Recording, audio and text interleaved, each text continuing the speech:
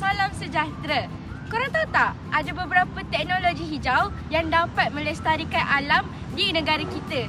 Korang nak tahu? Jom saya bawa. Teknologi hijau ni banyak sektor dia.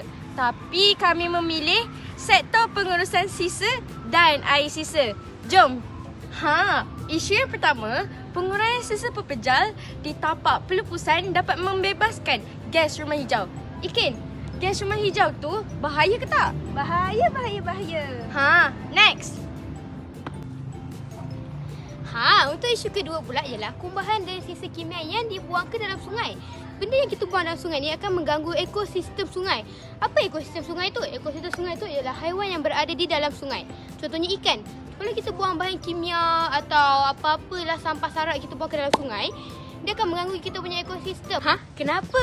Kerana ikan di dalam sungai itu memerlukan oksigen. Sama lah macam manusia. Manusia kan perlukan oksigen, betul tak? Check. Kertas apa ni? Korang tahu tak kertas ni dibuat daripada apa? Daripada apa? Mari saya terangkan. Kita menebang pokok yang bersaiz sedana sebanyak 17 hingga 24 batang pokok kerana kita ingin menghasilkan 1 tan kertas.